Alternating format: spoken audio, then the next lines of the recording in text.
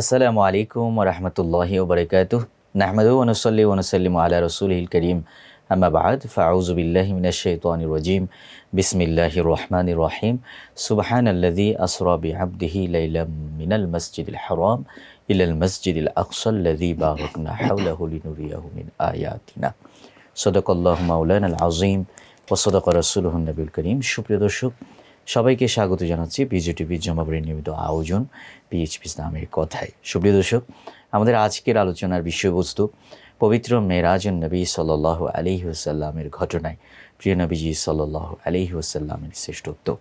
আমাদের প্রিয় নবী হযরত মুহাম্মদ মুস্তাফা সাল্লাল্লাহু আলাইহি ওয়াসাল্লামকে আল্লাহ রাব্বুল আলামিন এই রজব মাসের ২৬ তারিখ দিবাগত রজনীতে তার সান্নিধ্যে নিয়ে গেছেন, নিজের দিদার দিয়েছেন, নামাজ দিয়েছেন, নবীকে অসংখ্য নিয়ামত দিয়েছেন, সুপারিশের ক্ষমতা দিয়েছেন, নবীকে অসংখ্য আল্লাহ রাব্বুল আলামিনের যে নিদর্শনাবলী সেগুলো দেখিয়েছেন এবং নবী করিম সাল্লাল্লাহু আলাইহি সাল্লামকে ইমামুল আম্বিয়া হিসেবে পৃথিবীর সমস্ত আম্বিয়া ইকরামের সামনে উপস্থাপন করেছেন।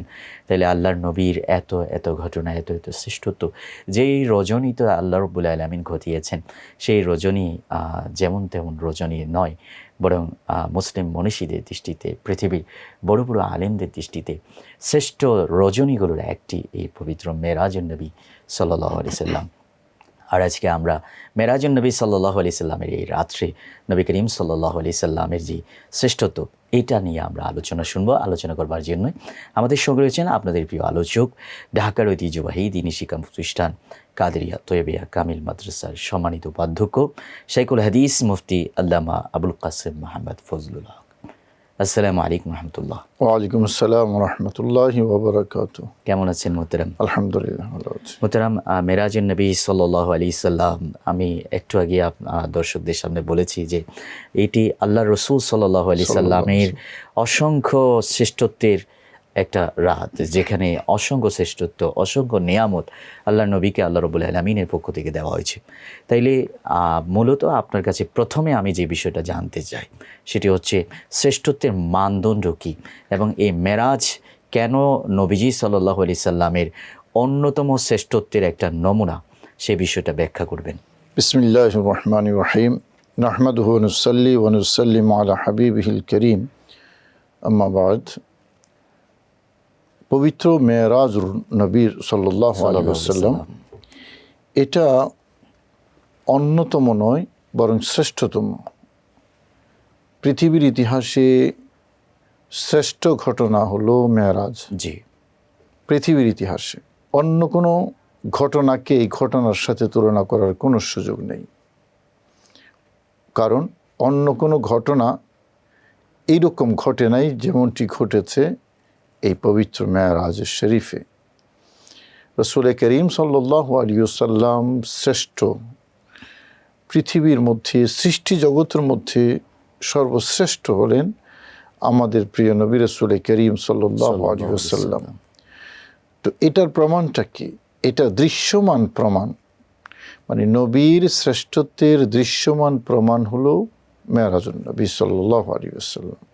অন্য নবী এবং রসুলদের থেকে পেয়ারা নবী রাসূল করিম সাল্লাল্লাহু আলাইহি ওয়াসাল্লাম অগ্রগামী, অনন্য, অতুলনীয়, অনুসরণীয়। জি, এই সবগুলোই মূলত মেরাজের রাতে আছে। মেরাজের ঘটনার মধ্যে ইবাদতের কথা আছে, মেরাজের ঘটনার মধ্যে শ্রেষ্ঠ ইবাদতের কথা আছে।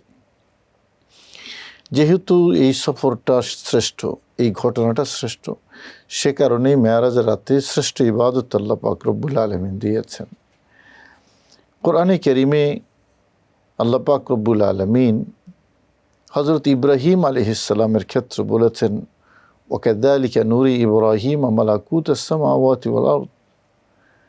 আমি ইব্রাহিমকে আসমানসমূহ এবং জমিনের রাজত্ব দেখিয়েছি। আল্লাহ পাক রব্বুল আলামিন বলেছেন যে আসমানসমূহ এবং জমিনের যে মালাকুত, মানে সার্বভৌমত্ব, আমি সেটা দেখাবো হযরত ইব্রাহিমকে। কিন্তু মেরাজ সফরে আলোচনা করতে গিয়ে রাসূল করিম সাল্লাল্লাহু আলাইহি ওয়াসাল্লাম বলেছেন, লিনুরিয়াহু মিন আয়াতিনা। এটা আসমানের নিদর্শনের কথা বলেন নাই, জমিনের নিদর্শনের কথা বলেন নাই, বলেছেন আমার নিদর্শনাবলী। একটা হলো আসমানের নিদর্শন দেখা, আরেকটা হলো জমিনের নিদর্শন দেখা, আর আরেকটা হলো আল্লাহর নিদর্শন দেখা। কোনো বস্তুর সম্পর্ক বা নিসবত যদি আল্লাহর সাথে হয়ে যায়, তাহলে এটার মর্যাদা সবার উপরে হয়ে যায়। নিশ্চয়ই। যেমন বাইতুল্লাহ বলি আমরা, জি, ওইটাও ঘর, আমার মসজিদও ঘর, এই পাড়ার মসজিদও বাইতুল্লাহ, কিন্তু ওটাও বাইতুল্লাহ, সবই তো বাইতুল্লাহ, সব ঘরই আল্লাহর ঘর। কিন্তু সব ঘরকে বাইতুল্লাহ বলা হয় না। যখন বাইতুল্লাহ বলা হয়েছে তখন এটা শ্রেষ্ঠ ঘর বলা হয়েছে। সব বইকে কিতাব বলা হয়, এটাও একটা কিতাব, এবং এটার মালিক, হাকিকি মালিক আল্লাহ। কিন্তু সব বইকে, সব কিতাবকে কিতাবুল্লাহ বলা হয় না। যখন কোরআনকে আল্লাহর দিকে সম্পর্কিত করে কিতাবুল্লাহ বলা হয়েছে, এটা শ্রেষ্ঠ হয়ে গেছে। তো ইব্রাহিম আলাইহিসসালামের যেই আল্লাহ পাক রব্বুল আলামিন মর্যাদা বর্ণনা করেছেন, বলেছেন আসমান সমূহের নিদর্শন। আর আমাদের পেয়ারা নবীর ক্ষেত্রে বলেছেন যে আমি দেখাবো আমার নিদর্শন। আসমানের নিদর্শন নিশ্চিতভাবে আল্লাহর নিদর্শন, কিন্তু বলার সময় আল্লাহ আসমানের নিদর্শন বলেছেন, আসমানের মালাকুত বলেছেন। কিন্তু আমাদের নবী ক্ষেত্রে বলার সময় আমার নিদর্শন বলেছে। আল্লাহর সাথে সরাসরি যেটা নিসবত হয়ে যায়, এটা শ্রেষ্ঠ হয়ে যায়। আমি বাইতুল্লাহ শব্দ দিয়ে, কালামুল্লাহ শব্দ দিয়ে, কিতাবুল্লাহ শব্দ দিয়ে সেটাই বোঝাতে চেয়েছি। মেরাজের ঘটনার মধ্যে আল্লাহ বলেছেন লিনুরিয়াহু মিন আয়াতিনা, তার মানে পেয়ারা নবীর দেখাটাও শ্রেষ্ঠ দেখা। জি, এবং ইন্নাহু হুয়াস সামিউল বাসীর, নবীর শোনাটাও শ্রেষ্ঠ শোনা। জি। নবীর দেখা যেমন শ্রেষ্ঠ দেখা, নবীর শোনাটাও শ্রেষ্ঠ শোনা। মেরাজের ঘটনার মোহতারাম, মেরাজের এই যে নবী করিম সাল্লাল্লাহু আলাইহি ইসলামের শ্রেষ্ঠত্বের মানদণ্ড মেরাজ, এই সম্পর্কে আরও বিস্তারিত আপনার কাছে শুনবো। আমাদের এই পর্যায়ে একটি বিরতি নিতে হচ্ছে। সুপ্রিয় দর্শক, আপনাদের প্রিয় অনুষ্ঠান পিএইচপি ইসলামের কথা থেকে আমরা এই পর্যায়ে নিচ্ছি ছোট্ট একটা বিরতি। ফিরে আসছি অল্প কিছুক্ষণের মধ্যে, আমাদের সঙ্গেই থাকুন।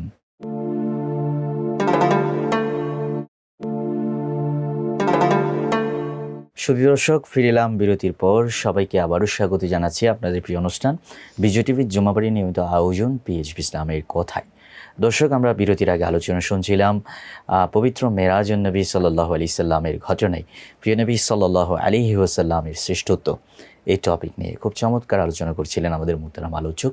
আবারও মুহতারামের কাছে ফিরে যাচ্ছি।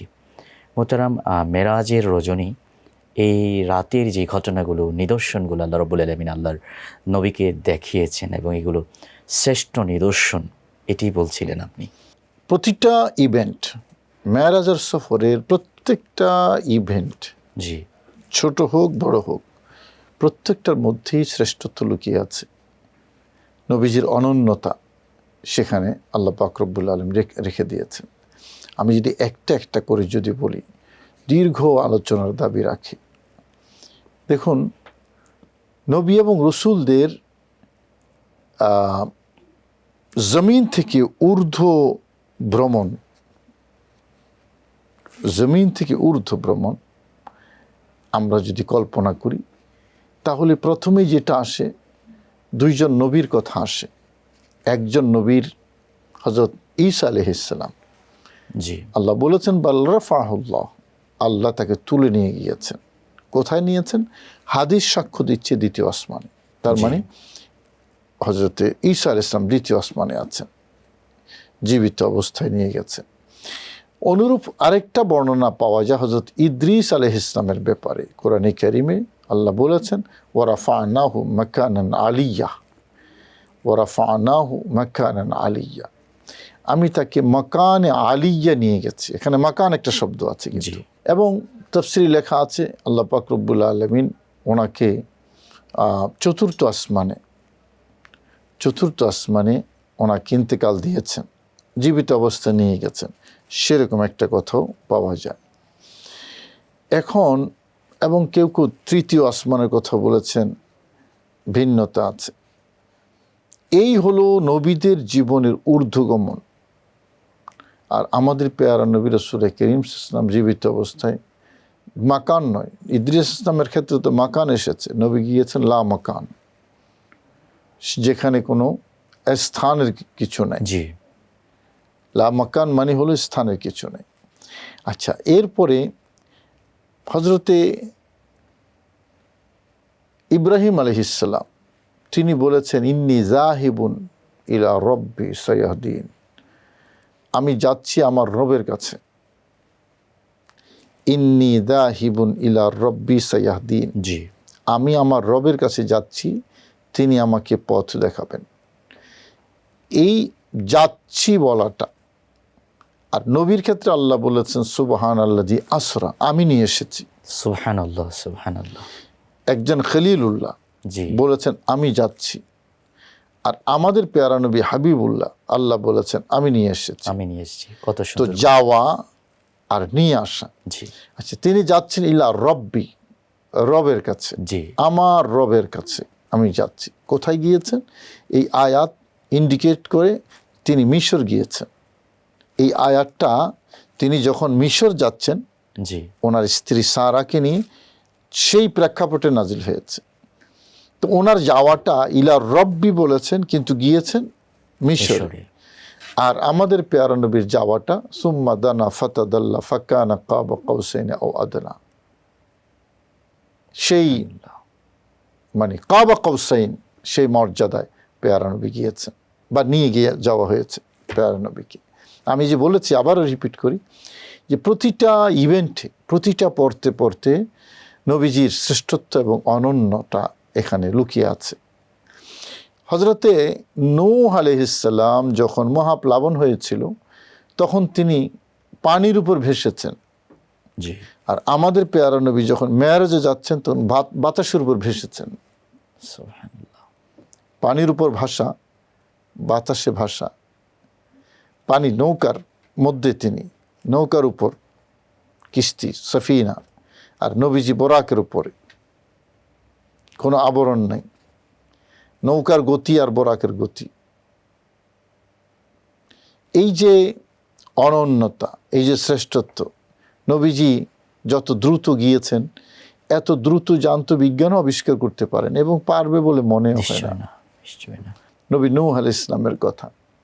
হজরতে মূসা আলাইহিস সালাম কি বলেছেন? ওয়াজিলতু ইলা রব ইলাইকা রব্বি লিতারদা, আল্লাহ আমি খুব তাড়াতাড়ি যাচ্ছি তোমার কাছে, মূসা ইসলাম বলেছেন। এটা কোরআনে কারীমের আয়াত। আর আমাদের নবীর ক্ষেত্রে আল্লাহ বলেছেন আসরা বিআবদিহি লাইলাম মিনাল মসজিদিল হারাম ইলাল মসজিদিল আকসা, আমি নিয়ে এসেছি সামান্য রাতের কিছু অংশে, সেই লামকান থেকে আবার ফিরিয়ে দিয়েছি।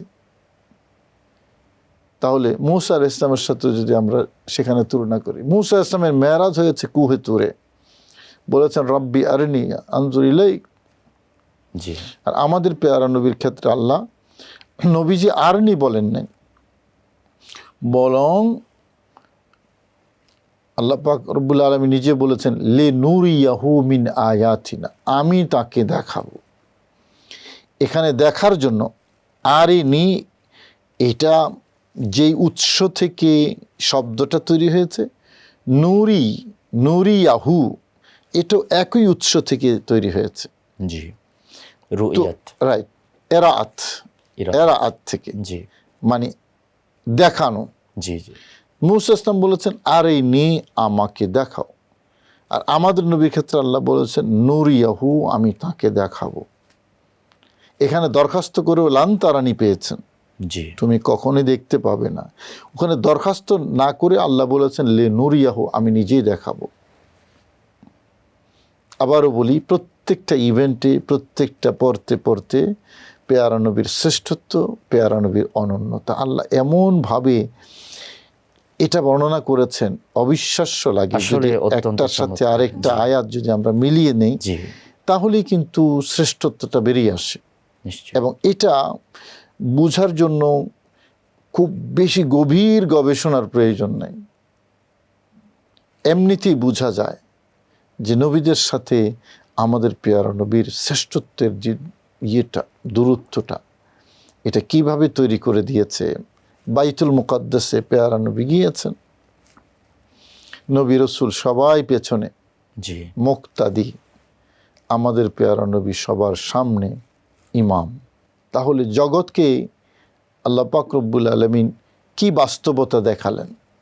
বাস্তবতা হলো এই, যেই জামাতের মধ্যে ইমাম রহমতুল্লিল আলামিন, সেই জামাতের মধ্যে মুক্তাদি আম্বিয়া মুরসালিন।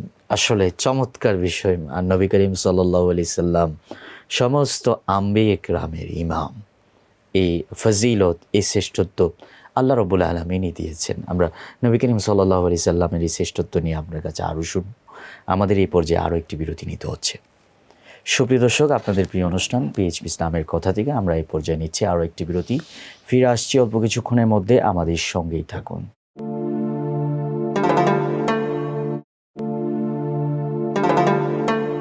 ফিরে এলাম বিরতির পর। সবাইকে আবারও স্বাগত জানাচ্ছি আপনাদের প্রিয় অনুষ্ঠান বিজয় টিভি জুম্মাবাড়ির নিয়মিত আয়োজন পিএইচপি ইসলামের কথায়। সুপ্রিয় দর্শক, আমাদের আজকের আলোচনার বিষয়বস্তু, যে বিষয় নিয়ে আমরা বিরতির আগে আলোচনা শুনছিলাম, সেটি হচ্ছে মেরাজুন নবী সাল্লাল্লাহু আলাইহি ওয়াসাল্লামের ঘটনায় প্রিয় নবী সাল্লাল্লাহু আলাইহি সাল্লামের শ্রেষ্ঠত্ব। খুব চমৎকার আলোচনা করছিলেন আমাদের মোহতারাম। আবার আমরা মোহতারামের কাছে চলে যাচ্ছি।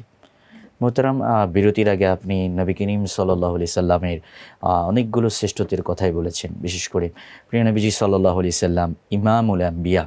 আমরা তো জানি মেরাজের রাত্রে বাইতুল মুকাদ্দাসে আল্লাহর নবী সাল্লাল্লাহু আলাইহি সাল্লাম নামাজের ইমামতি করেছেন এবং তার পিছনে যে মুসল্লিরা ছিল, মুক্তাদিরা ছিল, সবাই আম্বিয়ে ইকরাম ছিলেন। তো সমস্ত আম্বিয়ে ইকরামের ইমাম হয়ে এই রাতে নেতৃত্ব দান করা, এটা আসলে আল্লাহ রাব্বুল আলামিনের অনেক অনেক বড় একটা শ্রেষ্ঠত্ব।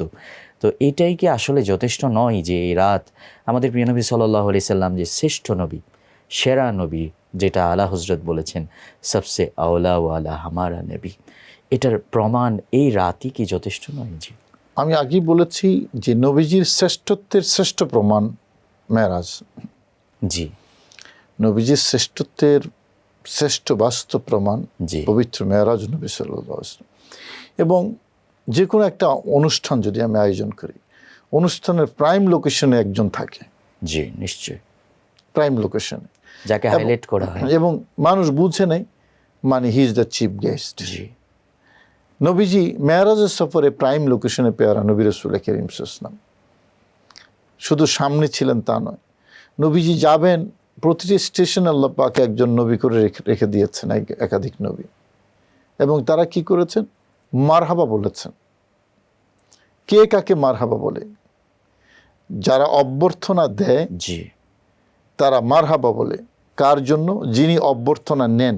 জি, তো অভ্যর্থনা দেনেওয়ালা আর অভ্যর্থনা লেনেওয়ালা, এটা বোঝার জন্য ব্যারিস্টারি পাশ করাও লাগবে না।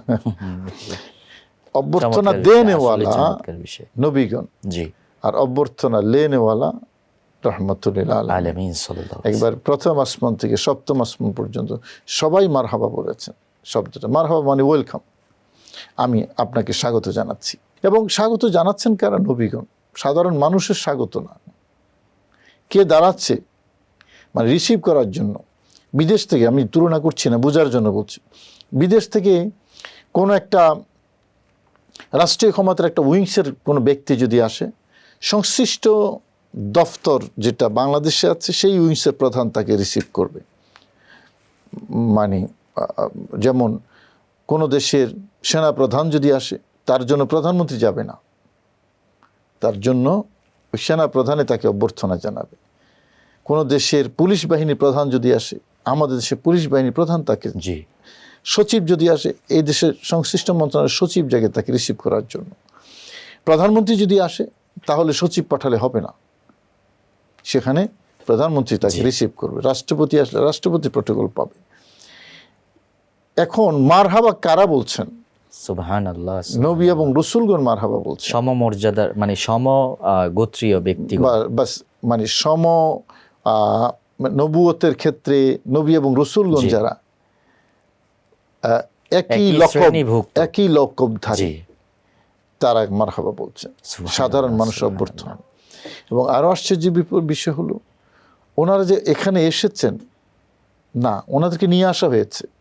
ছিলেন তো মাজারে, জি, আপন আপন কবর শরীফে ছিলেন। যে সেখান থেকে নিয়ে আসা হয়েছে। প্রয়োজনটা কি? রাহমাতুল আলামিনকে মারহাবা বলা। তো কবর শরীফ থেকে তুলে এনে ওনাদের মাধ্যমে অভ্যর্থনার আয়োজন করা, এটা পেয়ারা নবী রাসূল করিম সাল্লাল্লাহু আলাইহি ওয়াসাল্লামের সম্মান দেওয়ার জন্য, নিশ্চয়ই, এবং নবীজিকে সম্মানিত করার জন্য। আল্লাহ পাক ফেরেশতা দিয়ে অভ্যর্থনা জানাতে পারতেন, ফেরেশতারাও ছিল সাথে, কিন্তু নবী এবং রসুলগণ যারা, তাদের মর্যাদা ফেরেশতাদের থেকে বেশি। সেই জন্য সৃষ্টির মধ্যে শ্রেষ্ঠ মর্যাদার অধিকারী নবী এবং রসুলগণ, তাদের দ্বারা আল্লাহ পাক মারহাবা বলায় মানে বলিয়েছেন, অভ্যর্থনা দিয়েছেন।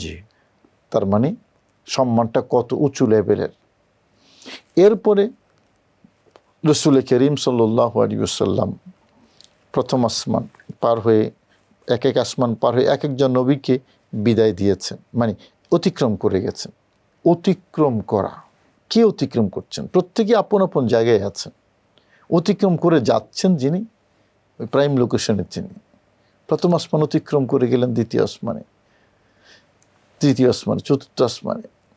তিনি রাহমাতুল আলামিন, শ্রেষ্ঠত্বের প্রমাণ। এরপরে বাইতুল মামুর, সপ্তম আসমান, সেখানে ইব্রাহিম আলাইহিস সালাম এভাবে বসা ছিলেন হেলান দিয়া, নবীকে দেখে দাঁড়িয়ে গিয়েছেন, অভ্যর্থনা জানিয়েছেন, দাঁড়িয়ে অভ্যর্থনা দিয়েছেন। প্রাইম লোকেশনে পেয়ারা নবী রাসূল করিম সাল্লাল্লাহু আলাইহি ওয়াসাল্লাম। এরপরে সেখান থেকে যেখানে গিয়েছেন, লা ইয়ালামু ইল্লাল্লাহ, সেটা হলো, সেটাকে আমরা কি বলে প্রকাশ করব? বলাটা লামকান বলি। এটা আসলে ওখানকার এক্সাক্ট উচ্চারণ নয়, কিন্তু আমরা নিরুপায়। জি, ওই কোথায় গিয়েছেন ঠিকানাটা বলার জন্য আমাদের কাছে আর এর চেয়ে বেটার কোনো শব্দ নেই। আমরা কখনো লামকান বলি, কখনো মাকামে কাবা কাউসাইন বলি। মানে কাবা কাউসাইনের সেই মর্যাদা, সেই স্তর, মূলত আল্লাহর কাছাকাছি যাওয়া। আল্লাহ রাব্বুল আলামিনকে, তো আল্লাহ রাব্বুল আলামিন সেখানে নিয়ে নবী করিম সাল্লাল্লাহু আলাইহি সাল্লামকে দিদারও দিয়েছেন। সেটাও একটা টপিক ইসলামের আকাইদের কিতাবের মধ্যেও আছে। তো এই টপিকটা নিয়ে আমরা একটু বিভিন্ন রকমের কথাবার্তা শুনি। বিশেষ করে একটি মহল বলার চেষ্টা করে যে নবী করিম সাল্লাল্লাহু আলাইহি সাল্লাম এই রাতে আল্লাহ রাব্বুল আলামিনকে দেখেছেন, এই ধরনের কোনো কথা বিশ্বাস করা বা বলাই যাবে না। তো আমি আপনার কাছে যেটা জানতে চাচ্ছি এক্স্যাক্টলি, মানে ইসলামের শরিয়ার, কোরআন হাদিসের বিভিন্ন যে এভিডেন্সগুলো আছে, সেগুলো এক্স্যাক্টলি এ বিষয়ে আমাদেরকে কি সাক্ষ্য প্রদান করে, এ বিষয়টা যদি ব্যাখ্যা করতেন। দেখুন, রাসূল করিম সাল্লাল্লাহু আলাইহি ওয়াসাল্লাম মেরাজে গিয়েছেন, এটা যখন মর্যাদার, সবাই স্বীকার করবে, এবং নিয়ে গিয়েছেন আল্লাহ পাক রব্বুল আলামিন। এটাও কোরআনে কারীম স্বীকৃত। কি জন্য নিয়ে গিয়েছেন? আল্লাহর নিদর্শনাবলী দেখাবার জন্য, আল্লাহর আয়াত দেখাবার জন্য। তো যিনি নিয়ে গিয়েছেন, এটা মর্যাদার। এই সূত্রে, সম্মানের সূত্রে যদি প্রশ্ন করা হয় যে দাওয়াত দাতা যিনি, মেহমান দাওয়াত দিয়ে উনি সাক্ষাৎ না দিয়ে মেহমানকে বিদায় করে দিয়েছেন, এটা মেহমানের জন্য সম্মানজনক কি না? যখন সফরটাই সম্মানের, আমি মেনে নিলাম, সফরটাই যখন সম্মানের, এটা যখন মানে ওয়েল সেট, তখন নিয়ে গিয়ে সাক্ষাৎ না দিয়ে মেহমানকে ফিরিয়ে দিয়েছেন, বিষয়টাকে সম্মানজনক হয় কিনা? নিশ্চয় নয়, নিশ্চয় নয়। এটা হলো একটা জেনারেল যুক্তি। বলবে না এই যুক্তি তো, আর এই যুক্তি দিয়ে, যুক্তির বাইরে যে এভিডেন্সগুলো আছে সেগুলো আপনার কাছে আমরা শুনবো। আমাদের এই পর্যায়ে আরও একটি বিরতি নিতে হচ্ছে। সুপ্রিয় দর্শক, আপনাদের প্রিয় অনুষ্ঠান পিএইচপি ইসলামের কথা থেকে আমরা এই পর্যায়ে নিচ্ছি আরও একটি বিরতি। ফিরে আসছি অল্প কিছুক্ষণের মধ্যে, আমাদের সঙ্গেই থাকুন।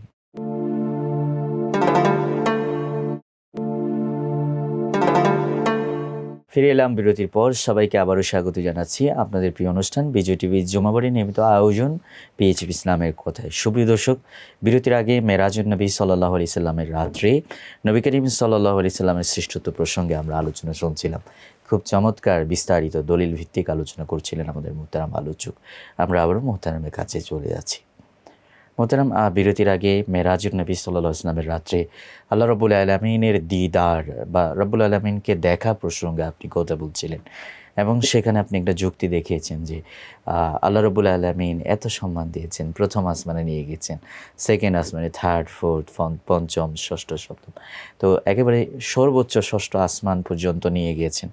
এত স্টোরি নিয়ে আল্লাহ রাব্বুল আলামিন ওয়েলকাম জানিয়েছেন, কিন্তু শেষ পর্যন্ত মেহমানকে দাওয়াত যিনি দিয়েছেন তিনি যদি দেখা না দেন, বিষয়টা আসলে সুন্দরও হয় না, আল্লাহ রাব্বুল আলামিনের শায়ানে শান নয় আমরা বলতে পারি। তো এটা তো একটা যুক্তির পার্ট, এটার বাইরে আবার কোরআন হাদিসের এভিডেন্সটাই হচ্ছে আমাদের মূল। তো আমি আপনার কাছে জানতে চাচ্ছি, কোরআন হাদিসে কোনো ব্যাখ্যা বিষয় আছে কি না? অবশ্যই আছে। এখানে একটি বিষয় আপনি বলছেন যে আমি বিস্তারিত আলোচনা করতেছি, এটা মোটেই সত্য নয়। মেরাজের যে বিশাল আলোচনা, এটার বিস্তারিত আলোচনা আমাদের পক্ষে আমাদের সামর্থ্য অনুযায়ী সম্ভব না। আমরা করছি এটা খুবই, আমরা আজকে যে আলোচনাটা করছি এটা একটা মহাসাগর থেকে সামান্য আলোচনা মাত্র। নিশ্চয়, কারণ মেরাজটা এত একটা বিশাল সাবজেক্ট যে এটার আলোচনা শুরু করা যায় কিন্তু শেষ করার সক্ষমতা আমাদের নেই। রাসূল করিম সাল্লাল্লাহু আলাইহি ওয়াসাল্লাম আল্লাহকে দেখেছেন, এটা শুধু যুক্তি নয়, এটা কোরআনে কারীমের এভিডেন্স দ্বারাও প্রমাণিত, হাদিস শরীফ দ্বারাও প্রমাণিত। কোরআনে কারীমের এভিডেন্স লাকাদ রাআহু নাজলাতান উখরা, এই আয়াতের দুটা তাফসিরে আছে, একটা হযরতে জিবরাইলকে দেখা আর একটা আল্লাহকে দেখা। তো আল্লাহকে দেখাটা কেন প্রাধান্য পাচ্ছে? এই জন্য প্রাধান্য পাচ্ছে যে পেয়ারা নবীকে দাওয়াত দিয়ে নিয়ে গিয়েছেন আল্লাহ। জিবরাইলকে দেখার জন্য এত উপরে যাওয়ার নবীজির প্রয়োজন নেই।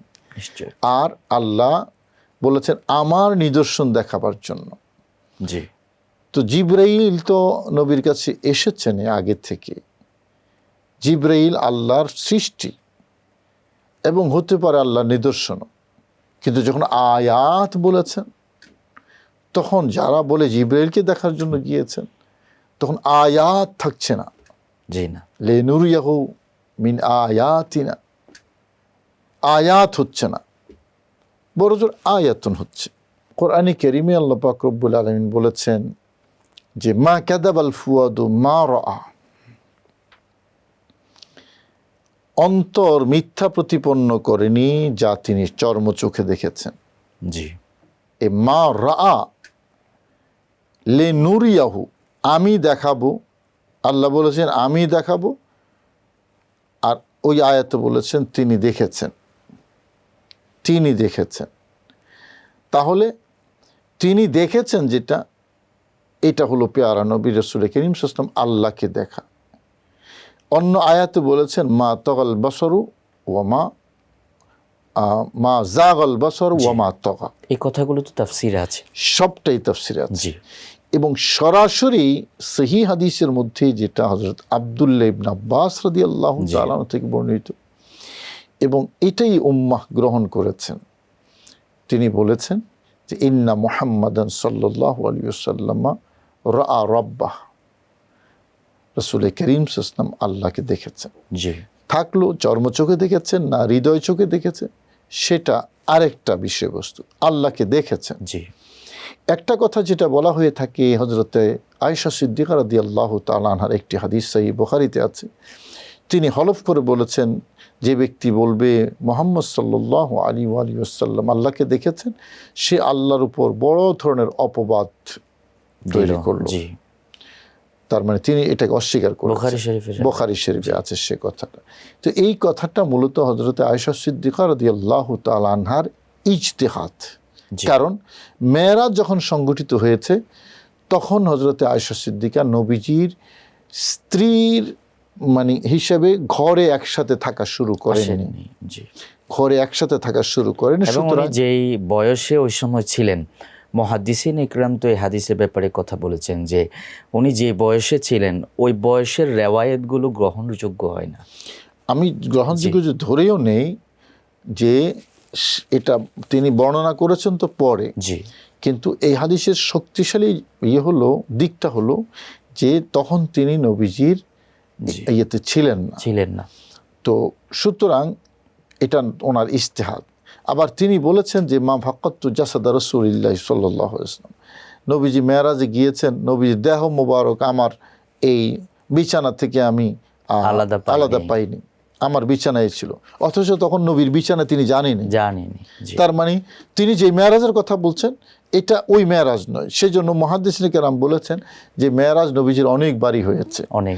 আমরা যে মেরাজের কথা বলছি মানে 26 তারিখ যে মেরাজ হয়েছে, সেই মেরাজের রাত্রি হযরত আয়েশা সিদ্দিকা ততদিন নবীর বিছানায় জানেনি, অর্থাৎ স্ত্রী হিসেবে একই বিছানায় মানে বসবাস শুরু করেননি। সুতরাং আয়েশা সিদ্দিকা যে মেরাজের কথা বলছেন এটা এই মেরাজ নয়। এই মেরাজে যা হয়েছে সেটা আয়েশা সিদ্দিকার এই বক্তব্যের মধ্যে আসেনি। বিষয়টা হলো এটা। তো এটা ক্লিয়ার করে দিলাম, যার কনফিউশনের জায়গাটা, উৎসটা এখানে। নবীজি আল্লাহকে দেখেছেন, হযরত আব্দুল্লাহ ইবনে আব্বাস হলফ করে বলেছেন যে আল্লাহকে দেখেছেন। কোরআনের এভিডেন্সও তাই বলছে। জিব্রাইলকে দেখা, হ্যাঁ জিব্রাইলকে দেখেই তো গিয়েছেন, আমি এটার বিরোধিতা করছি না, কিন্তু মূল পয়েন্ট হলো নবীর মর্যাদা কোনটা, জিব্রাইলকে দেখা না আল্লাহকে দেখা? নিশ্চয়ই না, জিব্রাইল যখন মর্যাদার সফর এটা যখন একেবারেই সেটেলড একটা ইস্যু, মর্যাদার সফর, তখন মর্যাদাটা কোনটা? নবীজির জিব্রাইলকে দেখানো, বরং মর্যাদা হলো আল্লাহকে দেখা। সৃষ্টির শ্রেষ্ঠ যারা আম্বিয়া ইকরাম তাদেরকে দেখে ফেলেছেন, এরপরে জিব্রাইলকে বিশেষভাবে দেখার তো আসলে মর্যাদা সেই কথাই বিষয়টা। মূলত এই কথাগুলো যারা এভাবে বক্র লাইনে ব্যাখ্যা করে, তারা নবীজির ওই সম্মানটুকু দিতে তাদের একটু কষ্ট লাগে। ওই সম্মানটুকু যে এইটা কেমন লাগে, এত বিশাল আল্লাহকে দেখা থেকে জিব্রাইলকে দেখছে, এইটা বলে হইলে তো হয়ে যেত, এইভাবে লেভেল দিয়ে দিলে হয়ে যেত, মেরাজটার মতো প্যাকেজটা তৈরি করা হয়ে যেত। তো মূলত একটা কথা আমাদের জানতে হবে অনুষ্ঠানের শেষ পর্যায়ে এসে, যেটা বলতে চাই আমি, নবীজির সকল মর্যাদার উৎস কিন্তু আল্লাহর পক্ষ থেকে। সৃষ্টির অন্য সেই জন্য নবীর কোনো শিক্ষক নাই পৃথিবীর মধ্যে, নবীর শিক্ষক আল্লাহ। কেন? কারণ অন্যজন থেকে যদি নবী শিক্ষা গ্রহণ করতেন তাহলে ওই টিচার এবং ছাত্রের একটা সম্পর্ক তৈরি হয়ে যেত, কিন্তু না, সেটা হবে না। নবীর সকল সম্মান, সকল মর্যাদার উৎস আল্লাহ। সে কারণে অন্য কোনো সৃষ্টির সাথে লিঙ্ক করে নবীকে মর্যাদা দেওয়া, এটা মূলত অমর্যাদা দেওয়া।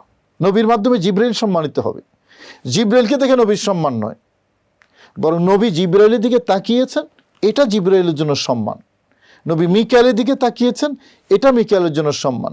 নবী ফেরেশতারা আল্লাহর কাছে দরখাস্ত করেছেন সেই রাত্রিতে যে আল্লাহ আমাদেরকে ছুটি দাও, আমরা একটু তোমার হাবিবকে দেখতে চাই। এটা কোরআনে কারীমের আয়াত। ফাগাশিয়া হা মা ঈদ ইয়াকশা সিদরাতা মা ইয়াকশাহা, এই আয়াতের তাফসিরে সমস্ত ফেরেশতারা পেয়ারা নবীকে দেখতে এসেছেন সিদরাতুল মুনতাহায়।